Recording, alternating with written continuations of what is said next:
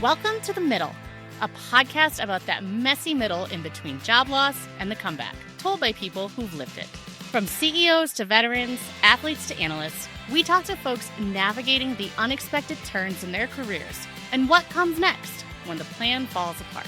These honest conversations will move you, make you think, and maybe even inspire you to leap into something new. Because behind every career pivot is someone just trying to figure it all out.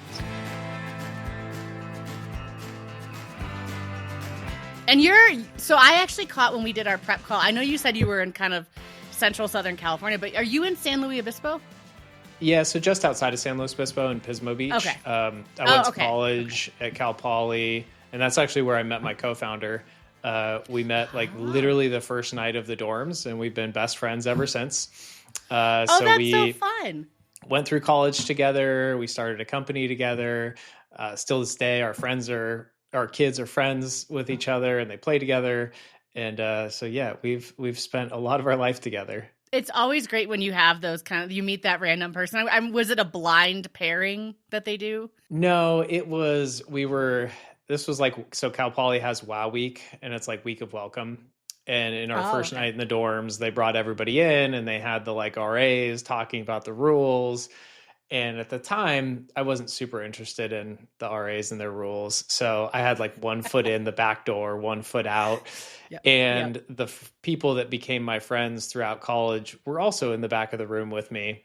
And so I suggested about halfway through that we take off and go find something a little bit more interesting to do. So we all left together, had a great WOW Week. And then, that became the beginning of a friendship that lasted throughout all of college. That's so fun. Well, I am so excited that you're on today, too. Thank you for taking the time. You have such a unique middle. Tell me what was happening right when you entered your middle. Yeah, so I think it's probably best to start at the peak, or what I thought was the peak.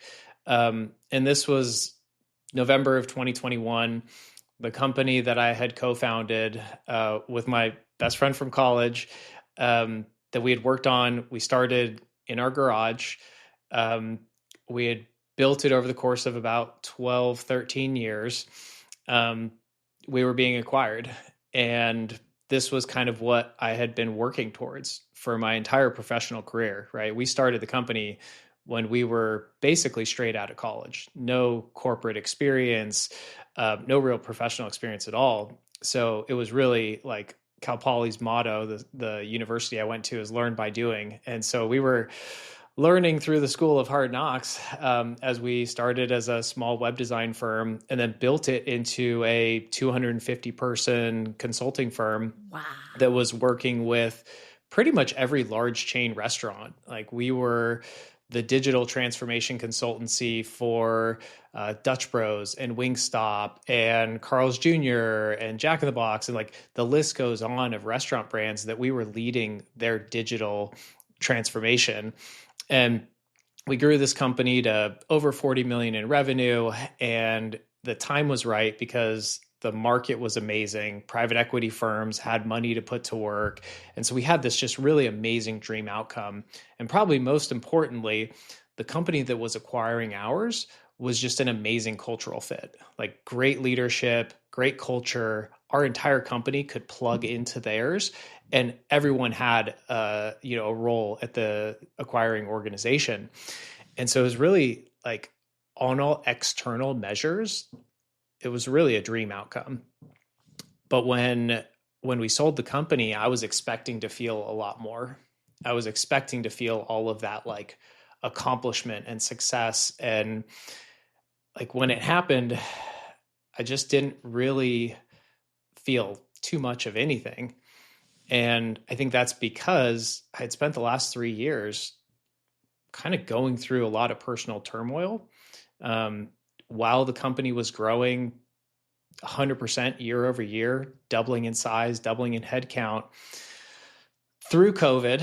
So that was another variable that was happening at the time, because this was largely 2020. So company was growing, my responsibilities were growing, but at the same time at home, I had to file for divorce and became a single parent. My youngest was 6 weeks old. My oldest was 3.5. so all that kind of turmoil in my personal life at the same time with my company growing so quickly, like looking back, the only way I could really perform and the only way I could keep going was to kind of like disassociate from the feelings of stress and anxiety and pressure. But when you disassociate, it does help. Like it worked for me. Like I was able to keep putting one foot forward, but it also disconnected me from the ability to really feel into the accomplishment and the success. And so I was like at that peak, at the mountain that I had been climbing for so long, and realizing like, what I thought was my Everest was really a false peak. And all of the real work was ahead of me. When you were summiting your Everest, especially with your company, what was your own internal narrative about like work-life balance and work-family balance? I didn't have really any work-life balance. Like I was there for my kids. I was there in the mornings, getting them ready. I would work a long day. I mean, my typical day would be like, I'd get up super early and I'd work for a few hours. Then the kids would wake up, I'd get them ready, breakfast, clothes. I'd work a normal day. I'd be home for a few hours. At this time it was COVID, so I was working from home anyways, but then I'd be with them for a few hours. We'd go through bedtime routines, bath, reading stories. But the reason I wouldn't say that it was like balanced, and I don't really know that I believe in balance anyways, even today after doing a lot of work on this, I wasn't there emotionally and I wasn't there mentally. So I could be reading bedtime stories and I could verbally be saying the words. I could even be making funny voices, but my brain was thinking about the next meeting. It was thinking about the next pitch. It was not present. And, kids are incredibly intuitive and they can feel that. They can feel that dissonance. And for kids, when your parents are there, but they're not like actually energetically there, that creates an incongruence. They're confused. They don't have words for. And that was a big part of like me looking back and realizing the way I didn't want to show up anymore. And ultimately the decision to resign from my position at Bounteous and focus in on kind of reconnecting with myself and reconnecting with my kids. I can think of times, candidly, even now, where I used to think it was a good thing where if I could like, yes, I'm going to cook dinner right now, but in my mind, I'm thinking about something. I'm going to tease out something for work in my head while I'm cooking dinner. And I used to justify that as work-life balance because I'm You're like, well, multitasking.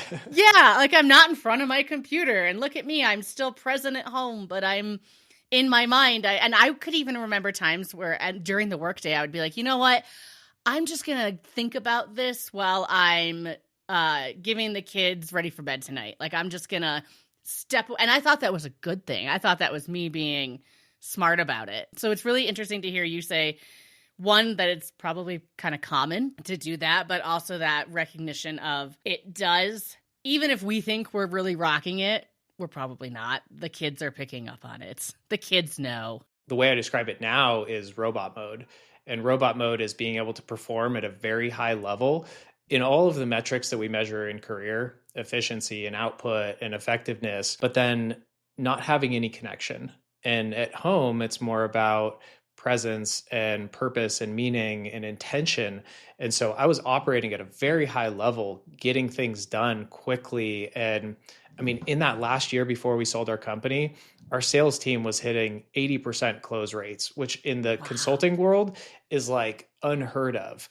And we were, just consistently hitting our metrics and KPIs, but there was no real connection. Like it was performance without connection. And that was me going through robot mode for a very long time. Did you ever have an example of like good work-life balance? Is there someone that comes to mind? Well, so I've been doing this podcast for 3 months now, and I've had a dozen or so executives, and I kind of talk to every one of them, like, what does work-life balance mean to you?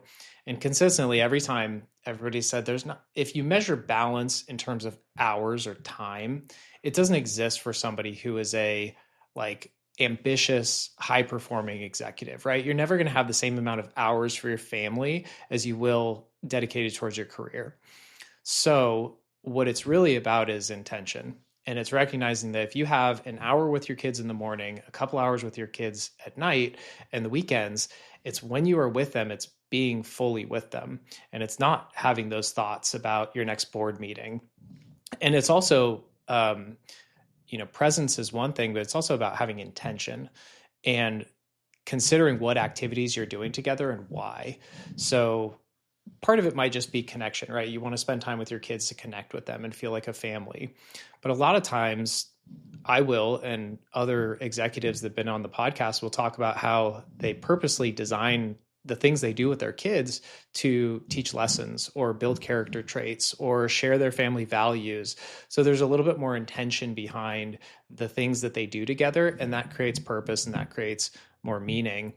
And when you are a high achiever, like you need to be able to point back to something and say, okay, I'm moving in this direction.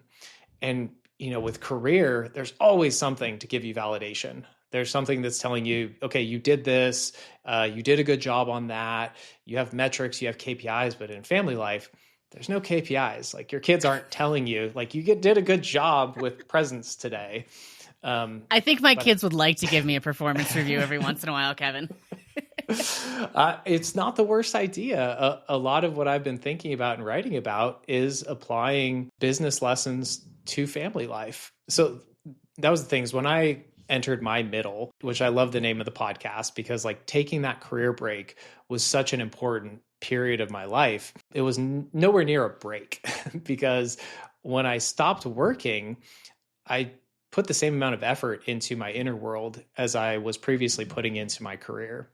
And that meant working with therapists, doing online courses, a lot of reading, a lot of journaling, just trying to figure out like, what were these holes that I was trying to fill through, career and success. And so during that time, I didn't really know like, what did it mean to be a parent, but I did know how to be successful in my career. And so I took a lot of frameworks and lessons from leadership in my career, and I started applying them to my home life. I've never done a 90-day review with my kids, but I certainly have looked at different tools and frameworks, like how I can apply a flywheel or a maturity model to my own emotional development or how to create connection with my kids. It reminded me, my mom was an elementary school teacher for years, but she studied childhood development. And she told me when I had my first, the most important minutes in your child's day are the first 5 minutes when they wake up and the last 5 minutes before kind of like bedtime and getting settled down. And she was like, if you can nail those 10-minute with that 10-minute window every day, like you're already on the path to being a good parent. I love that idea of thinking about what have I learned that I've been successful with in work or in other areas, and how can I apply it to something else, especially something as important as parenting. You kind of had mentioned that you felt you were in robot mode, that you just kind of had succeeded in this balance. I'm putting balance in quotes, balancing of it. Were there cracks that had shown that when you look back on it now, you can start to see or say like, yeah, that was a sign or that was a red or green flag? Yeah. I mean, there were certainly times where, early on, my son was 3.5, kind of almost 4 during this period of my life. And he would be asking me to show up for him. And I would just be depleted, right? Like I'd be exhausted, not as much physically, but mentally. And it was really hard to show up. And so there would be times where I would make promises that I wouldn't follow through with. So it's after work, we're going to go for a walk together. We're going to go to the park. And, later became never. And so there was definitely like periods of missed promises. I think the other thing that probably was more glaring to me was the way I wasn't showing up for them was starting to manifest in their behaviors. Defiance, emotional outbursts, things that I think result from not having like a primary caregiver that's there 24/7 with a kid. And it took a long time for me to like learn about like nervous system regulation and polyvagal development to understand like these are all behavioral reactions or behavioral outcomes for, not having the close connection that young children really need with a primary caregiver. So it was probably more of what I was seeing in my kids that started to make me see the cracks. Were there ever times that you, whether you believed this or not, tried to say like, this is fine. Like this is still working. This is, I'm still going to be a good parent this way. I'm still going to be a good worker. Were there ever times where you're just like, yeah, this is working, even if it maybe wasn't? Yeah, I think we're all really good. Our logical brains are really good at rationalizing things. And so, yeah, I would tell myself, this is normal behavior for little boys. Oh, they're just little boys, and this is the way little boys act. But in reality, it wasn't. I eventually took my middle son to a chiropractor and did some tests, and I could see that his nervous system had underdeveloped. And this was physiological testing that could actually show you what wasn't developing, which leads to difficulty regulating your emotions. That all kind of comes back to presence and connection in early childhood. And so, I've seen people like Gaber Mate talk about, if you mess up the first 3 years of a kid's life, you're going to spend the next 15 years reparenting, and you're going to have to redo all of the work that, you should have done early on. And so during this kind of middle period for me was a real deep dive and introspective into like how I want to be as a parent, as a leader, as a more holistic human. How did it feel when you had filed for divorce and you were now facing this reality that you were going to be a single parent, a single dad? How, like, take me back to, did that even process in your brain, or was it kind of, were you still like, taking it one moment at a time, 1 hour at a time? I mean, I think I was very much in my like fight or flight mode. Everything was just like dealing with whatever situation was coming at me next and just putting one foot in front of the other. So there wasn't a lot of feelings happening. I actually recently saw a friend of mine who worked for me for many years, and he was one of the few people that knew what was going on in my personal life at my company. And he recently shared with me, he's like, hey, a lot of the younger employees were kind of intimidated by you, and a lot of them didn't think you liked them. And what he knew that he couldn't really share with them was what I was going through meant that I didn't really even have the emotional capacity to like or not like somebody, because all I was focused on was getting the next thing done. Performance. Were you achieving the goals? So there wasn't a lot of like feeling emotional capacity happening at that time.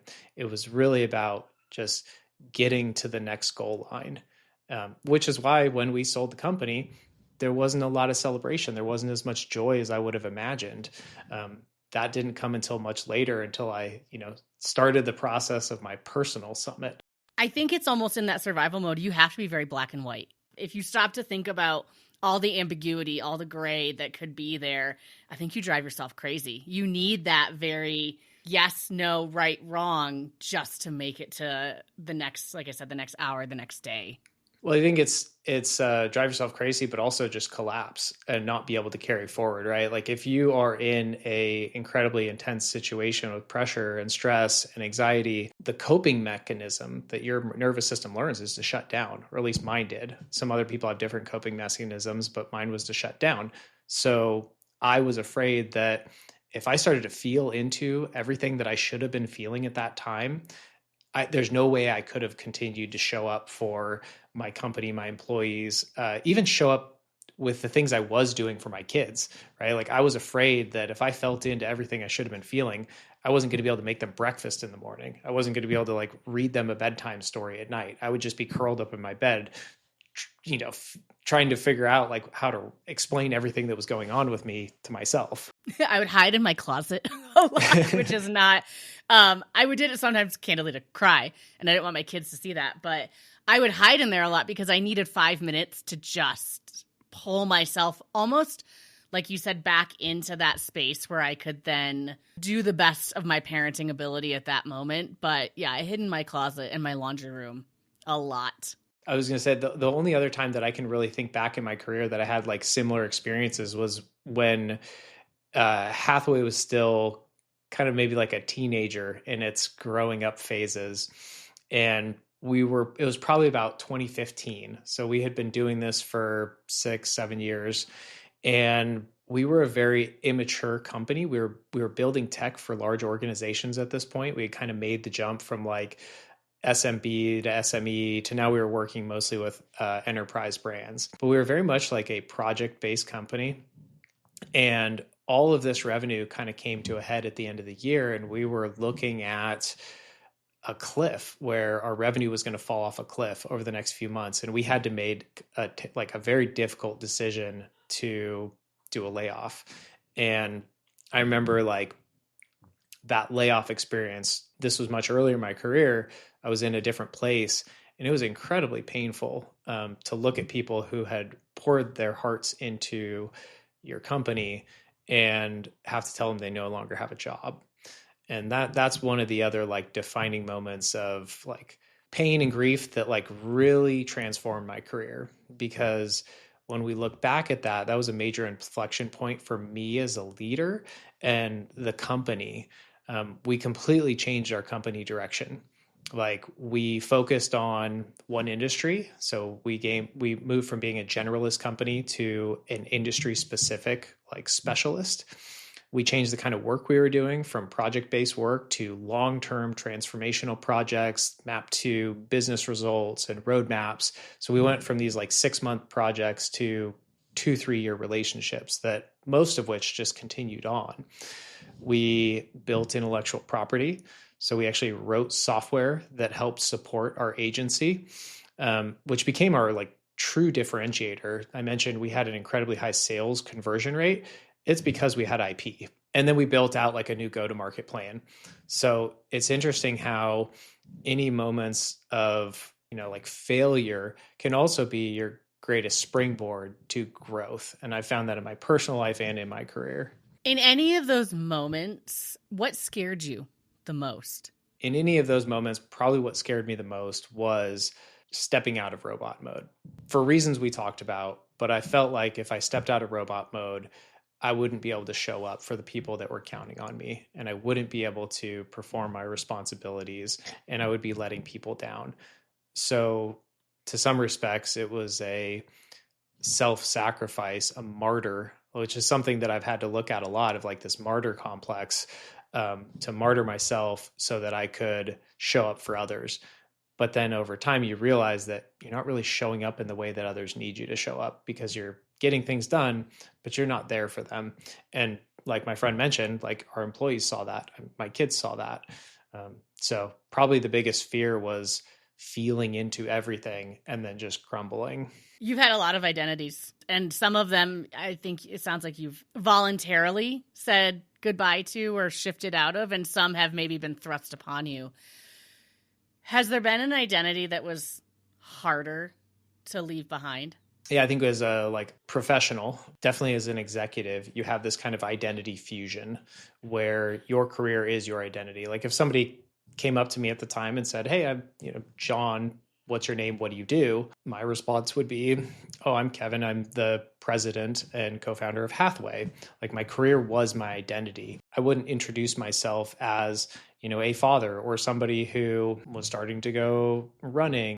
That was one thing. I had also, in that martyr kind of vein, completely sacrificed my own health. I was at least 40 pounds heavier and overweight than I am today during that period.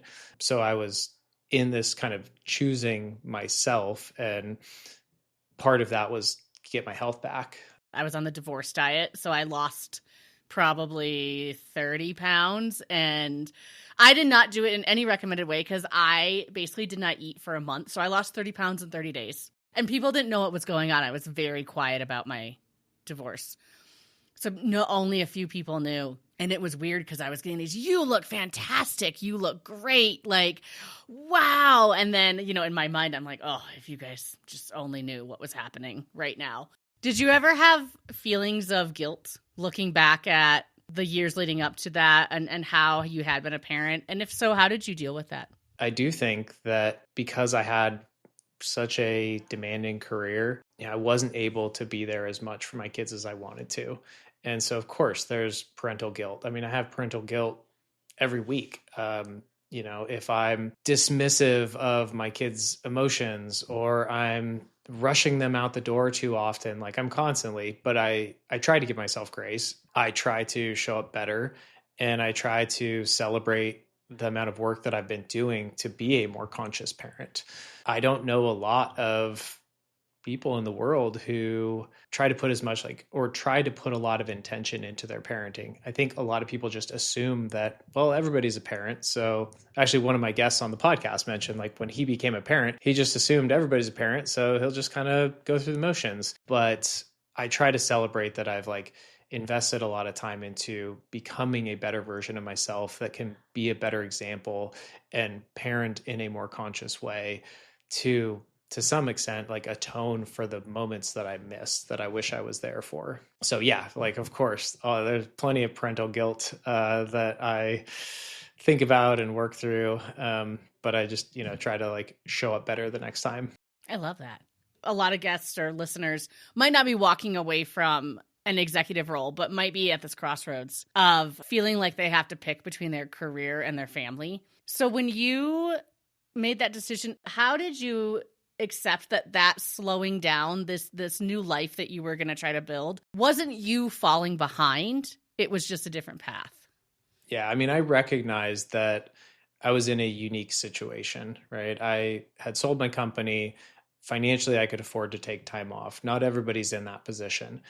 But I've had a lot of guests and people that I've talked to who maybe took a month off or 2 months off, and even just a short period of time to reset, but reset with intention. We're talking about using that time intentionally to do introspective work and figure out where you need to grow, whether that's personally or even professionally, reflecting back on maybe your career and where you want it to go.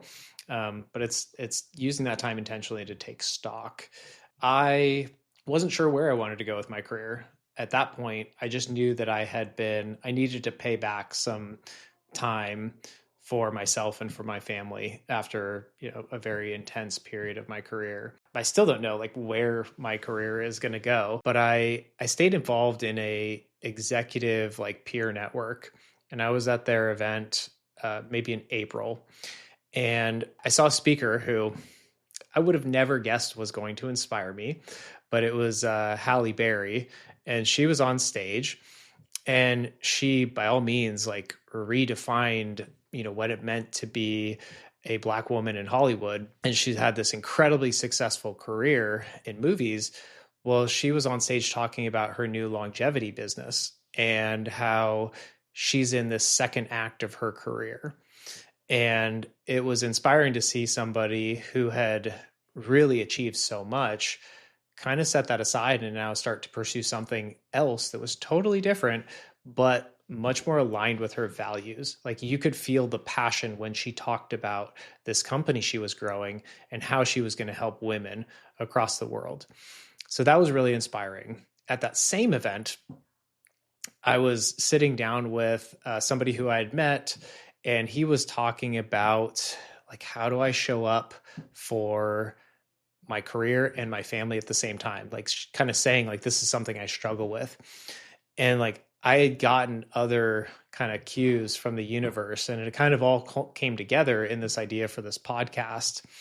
And so when I came back from that conference, I kind of was resolved to, I'm going to create a podcast. I don't know what it's going to be called at this point, but I want to open up a dialogue, and I want to create a place where we can talk about the realities and the challenges of being an executive and still showing up for your family, or even showing up for yourself, because I think it's very much overlooked, and it's not a discussion that is widely had within, the corporate hallways.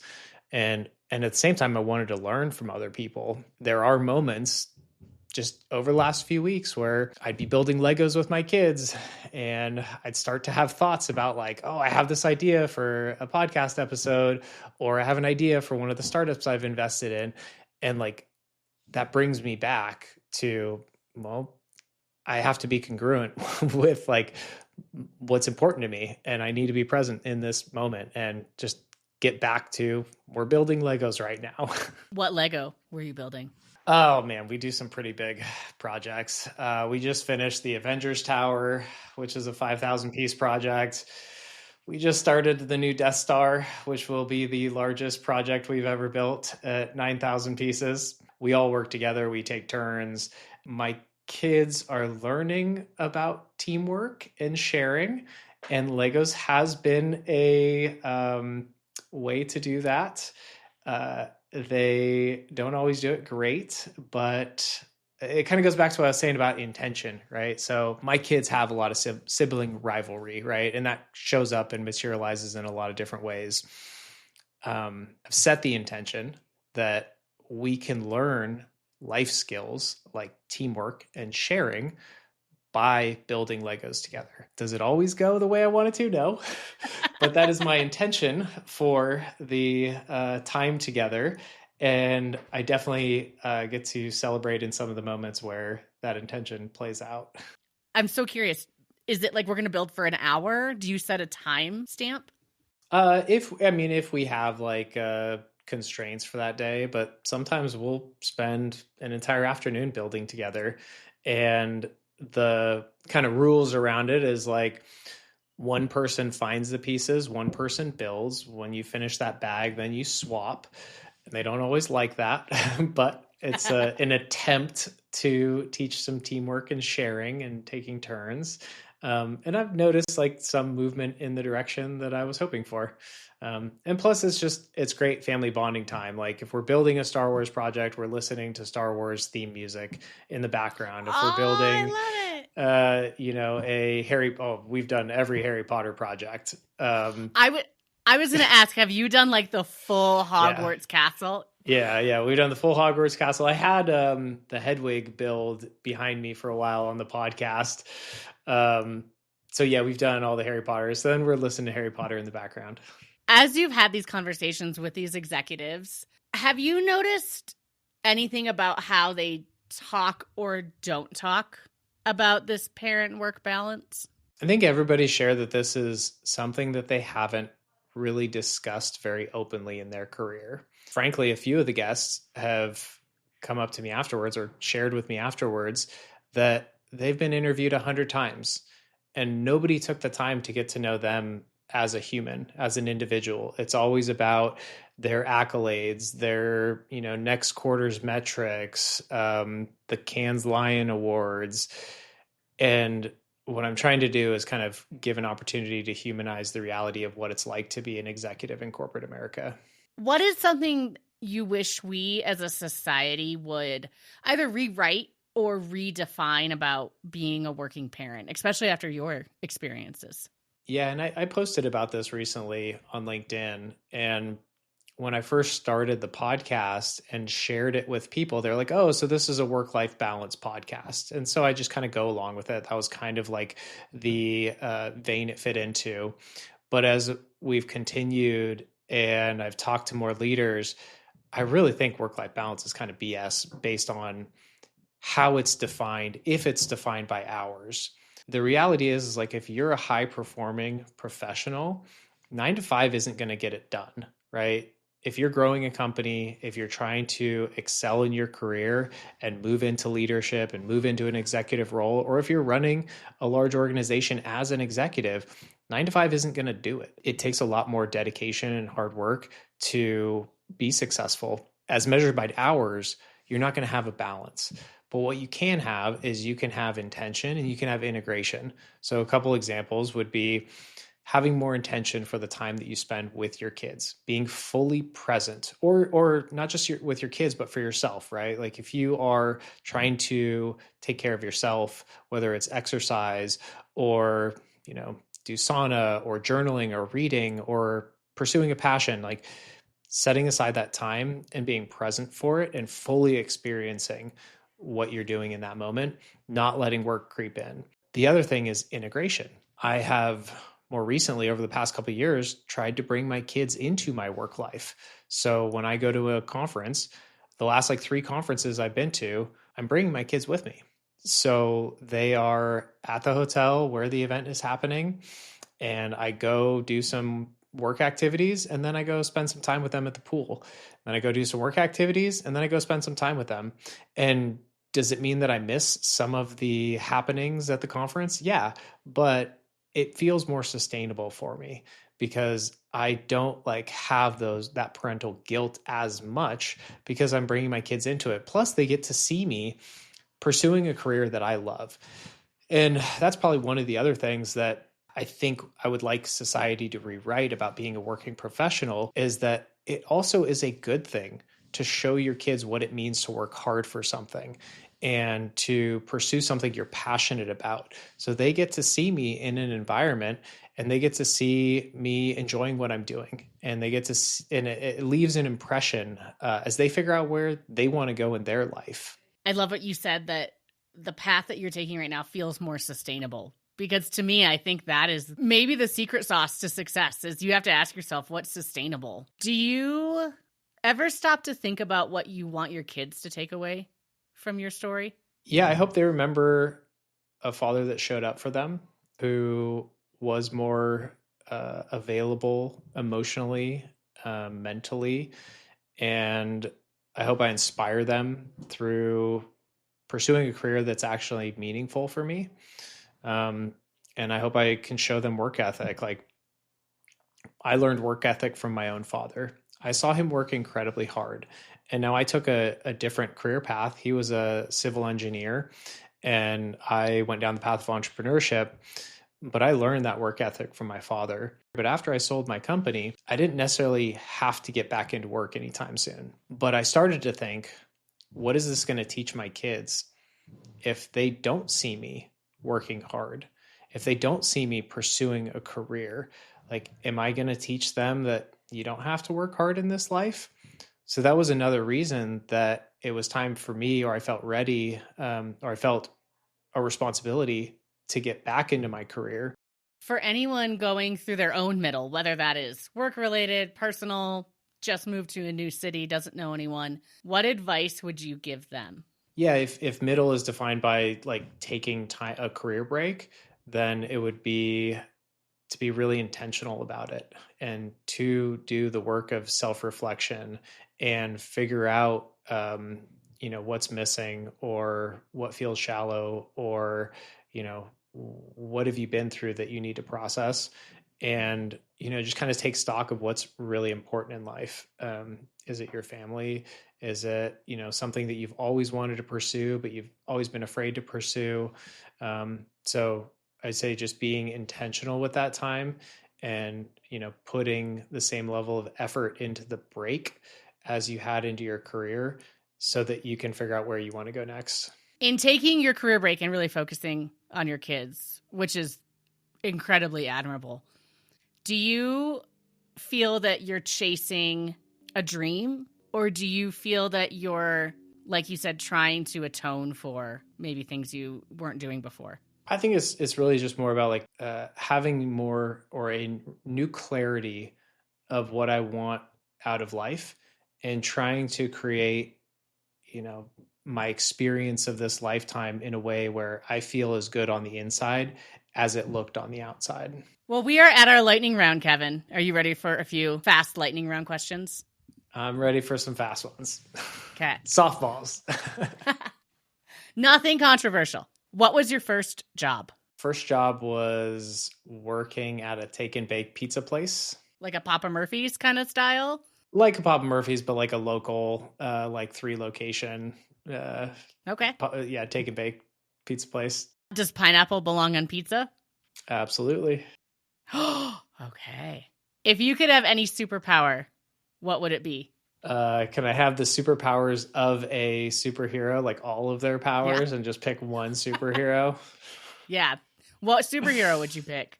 My favorite superhero is Thor, so I'd probably go with Thor. He's a good one. I like Thor. I like the Avengers. I'm much more of a Marvel than a DC gal. What is something that has made you happy today? Working on our new build. We spent like 20 minutes before school started and before I started work, working on our new Lego Death Star. How far are you on the Death Star? Did you just start? I mean, we just started last night. We're on bag 10. Oh my gosh. Okay. All right.